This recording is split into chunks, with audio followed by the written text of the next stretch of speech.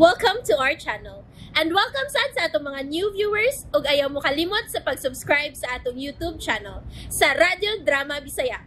O click na lang pud mo sa notification bell below aron ma-notify mo sa atong mga bagong uploads. And daghang salamat sa pagpadayon ninyong pagsuporta o pagpadayong pagpaminaw sa atong mga nagkadaiyang Drama Bisaya. Maong just chill and relax and enjoy the drama. O karami ka na, ania, ang ginapos nga sumpay sa atong sugilanon. Sulad, impyerno sa paraiso. Well? Hala, noon sa kaday, naluspad ka man. Day? Oh, natumba siya nang. Hala, sir. Dali, aga ko ka. Sir, luwadan sa kumoy. Ginuha ko na unsa man kaday, Wilma. Dadunta sa ospital lang. Ginuha ka. Luspad kayo siya. Hala, Ay, hala, oy. Ayun na, mamauli na lang ni. Day. Mauli anak ko. Bahi ko pa lang kung initubig na, please. Oo, day. Ate man naman, sisira kay magkuha kong initubig. Mangayo ko dire. Will, gusto kong ma-check up ka. Gusto kong makatabang sa imong kahimdang. Ayaw lang inapagsabot ang akong toyo nga pagtabang mo. Dara. Initubig day. Hoy. Ayaw ha, pagbantay ha, kay init kini. Sige. Imna o pa initin na imugtiyan. Initot kayo. Naging nanti ka. Pero nindot ang akong pamati. Salamat lang. Will ba, magibati gid ka. O gitago lang tingali nimo. Mga mas maayong nga magpa-check up ka. Ako na may bawo nimo. O ako makinahanglan sa imong tabang, Chito. Salamat nila kaayo. Ang ikahatag mong tabang nako, mao nga dili nako nimo sa mukon. Dako kayo ng tabang nga mahimo mo nako, Chito. Mupauli na mi. Adto ana palihog ang akong mga anak nang pasabta sila. Ako na musulti sa mga bata. Ayaw siya biyain ang aling ha. Sige sir. Ay, yung nagurot og initubig dahi.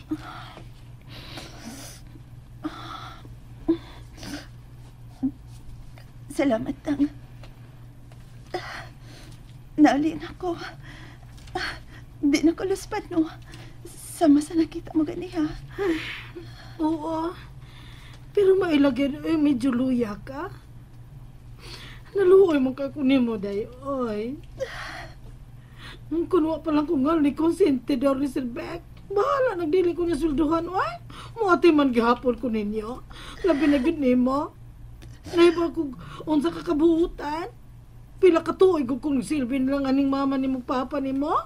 Butanon ka pa niya to.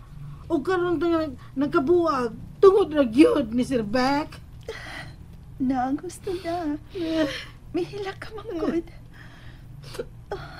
Ano pa man ang akong mga anak ko, eh. Ay, nalingaw gyud lagi sila, day. Adlaw gud ron sa suod nilang amiga, si da Jennifer. Og tuwa sa pila ka mga classmate nila. Ato, anang, wa tingali makahimo og sulti si sir nimo. Ikay sulti sa mga bata. Hapon na kaayo. Ihatod man mo. Og naasay dagang pagkaon. Kaliban kadagkas gi-order si Chito, ay. Pulos na ba gyud espesyal? Take out gyud na. Og ipadala na nimo. Aron dili ka na maglutog pagkaon.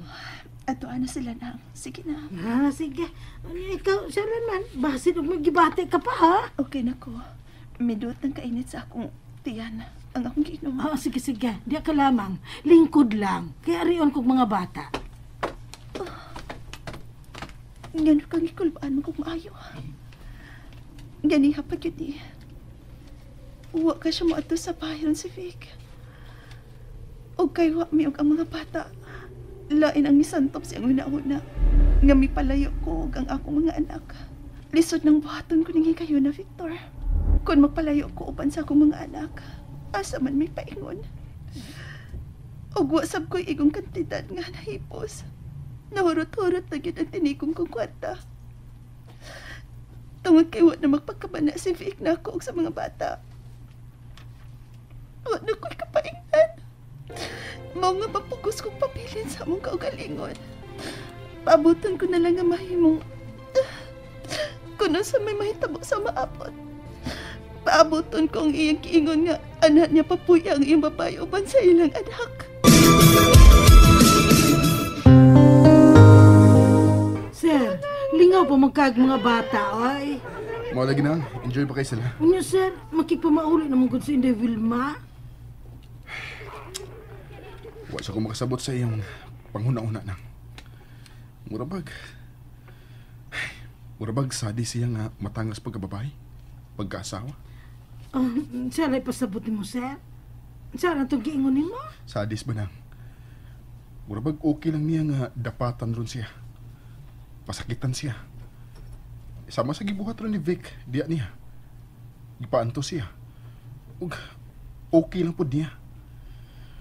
Ay, wa ko makasabot ron sa iyong pagkasihan nang. Kaingon ko og sa hinay-hinay. Bahin sa among relasyon.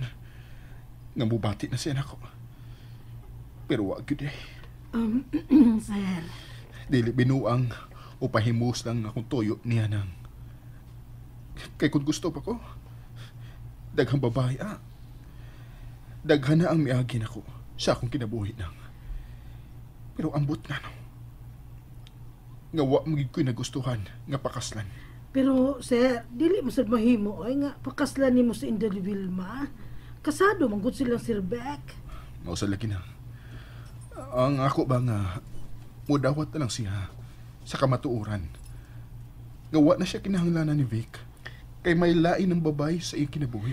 Ay, ambot, sir, oy. Dili lamang ko manghilabot sa inyo gibati sa usag-usa. Arion ko onas de Vilma, sultihan ako nga nag-enjoy pa ang mga bata. Papaabot talaga dali lang. Ako na mo pasabot kan Jennifer. Siya na raw rasa. Gabi na hapit. Ugwa pa sila.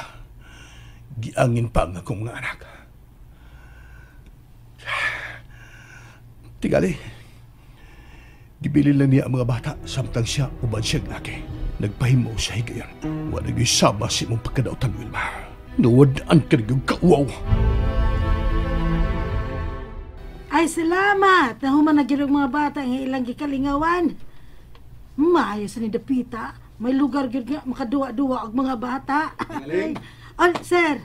Ipahimot na sa sakinan ang gi-take out ng bagaon. Ikaya timan na to ha? Oh, okay, sir. Gabi naman. Ihatulong na to sila. Oh, mo gyud, sir. Pero tayong pahala, oy. Nga naman. Pastilan, ug na si Sir Victor. Oh, nga naman na anang. Dautan ba o ihatod ang iyang pamilya? Angay bagay siyang pasalamat, anak? Sir Oy, kanang inani na lang, pataksihan lamang sila sa Wilma. Kang ako gud og naa si Sir Beck. Na, kada kong gubot. Unya, ikaw pagayod ang muhatod. Nang, ingon na ba lang gid anak kaubos ang pangutok sa imbana? Gubto niya nga bisan og igo lang gihatod ang iyang asawa ug mga anak. Ay, sir, patuo lamang nako. Ang ako lang ba nga dili ka maamong? Patuo lamang, sir. Basta if man gud unta nang og ihatod gud sila. Wan gud nang sakyan ta. Ug napay mga butang nila. Ug ang pagkaon. Gidapit sila ni Jennifer nang. Gidapit sila sa birthday celebrant. Ug mismo si Jennifer, mukuy paghatod nila. Sige nang. Sulti si Day Wilma nimo nga adto na ta. Oy. Kung baan mo ko ani ay sir, kun naa si Sir Beck. Kung naa siya ug mangita gud siya gubot, andam ko. Ginoo ko, sir. Atong higayon na nga naabtan ko niya dito sa ila. Ug gidapatan ko niya. Wala ko musuko lang. Kay sa man ako. Pero karon, kung mahitabo nga insultohon ko niya, anha na siya makaila og kinsa ko nang alay. Ay, ginoo ko, sir. Ayaw lang taon, sir. Sige na lang, adto na ta. Sulti si Jennifer. Ihatod na to ang iyang mga amiga.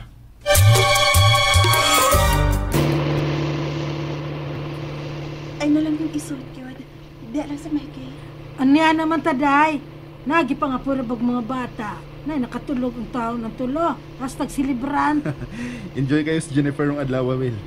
Ug salamat kay gitugtan mo sila si Lyndon ug Lena. Day, hayag lagi ang suga sa gawas, ah. Nasa magit ninyo. Ano day, natingal si Sir Beck. Mas maayo nga niya siya. Aron mahibaw siya nga gihatod gud nato ang iyang asawa ug mga anak. Dinhin na lang ni. Lugar na lang.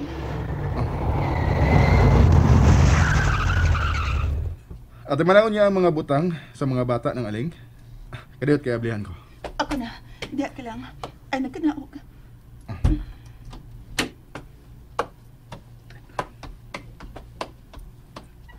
London, Glana anak, diyan na ta.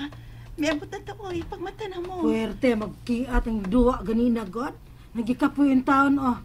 Ay, asahon ko lang ni si Glina. Ay, gaan raman niya. Ako na yung mahibaw kang Lindon. Kung di mo mata. Ayun na, Chito, please. Ukaon na ako. Anak, London, may abot na ta sa ato. Pagmata na mo. London? Uy, hala. Si Sir Beck. Niya si Sir Beck de Wilma. Ayaw kadlok ng aling. Ni ako. Ako yung mahibaw. And there you have it, everyone. Stay tuned sa atong next episode. Bye!